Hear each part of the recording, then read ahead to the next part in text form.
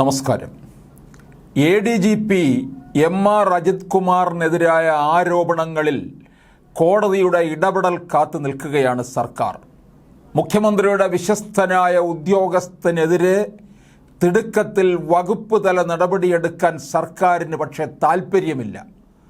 വകുപ്പ് തല അന്വേഷണം നടക്കുമ്പോൾ തന്നെ കോടതിയുടെ ഇടപെടൽ സർക്കാർ മുന്നിൽ കാണുന്നു.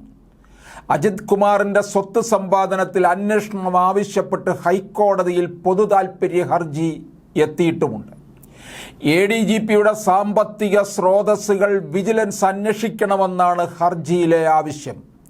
കോടതി അന്വേഷണം നിർദ്ദേശിച്ചാൽ അജിത് കുമാറിനെതിരെ സ്വന്തം നിലയ്ക്ക് നടപടിയെടുക്കാതെ സർക്കാരിന് തലയൂരാം. ഹൈക്കോടതി നിലപാട് തേടിയാൽ വിജിലൻസ് അന്വേഷണത്തെ സർക്കാർ എതിർക്കാനിടയില്ല. തിരുവനന്തപുരത്ത് കവടിയാറിൽ അജിത് കുമാർ ഭാര്യയുടെ പേരിൽ ആഡംബര വസതി നിർമ്മിക്കുന്നത് സംബന്ധിച്ച് കൊച്ചി സ്വദേശി വിജിലൻസിന് പരാതി നൽകിയിരുന്നു. അതിൻ്റെ തുടർച്ചയായിട്ടാണ് ഹൈക്കോടതിയെ സമീപിച്ചത്. മതിയായ തെളിവില്ലെങ്കിൽ ഹർജി കോടതി തള്ളാനുമിടയുണ്ട്. വിശദമായി പരിശോധിച്ച് ഹൈക്കോടതി പൊതു താൽപ്പര്യ ഹർജികൾ അനുവദിക്കാറുള്ളൂ. അജിത് കുമാറിൻ്റെ വീട് നിർമ്മാണം സംബന്ധിച്ച പരാതിയിൽ പെർമിറ്റ് ഉൾപ്പെടെയുള്ള രേഖകൾ തിരുവനന്തപുരം കോർപ്പറേഷനിൽ നിന്നാണ് ലഭിക്കേണ്ടത്.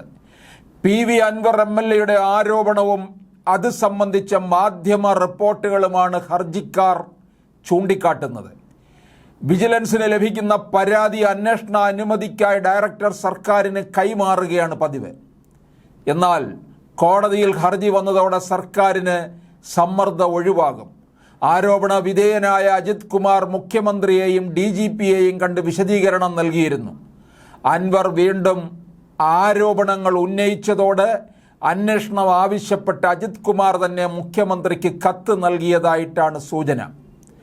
കവടിയാറിൽ അജിത് കുമാർ 12,000 ചതുരശ്ര അടി വീട് നിർമ്മിക്കുന്നുവെന്ന പത്രസമ്മേളനത്തിൽ അൻവർ ആരോപിച്ചതാണ് പരാതിക്കും അന്വേഷണത്തിനും വഴി തുറന്നത്. സെന്റിന് 60 മുതൽ 75 ലക്ഷം രൂപ വിലയുള്ള കവടിയാറിൽ അജിത് കുമാറിന് 10 സെന്റും ഭാര്യ സഹോദരന് 12 സെന്റും സ്ഥലമുണ്ടെന്നാണ് അൻവറിൻ്റെ ആരോപണം.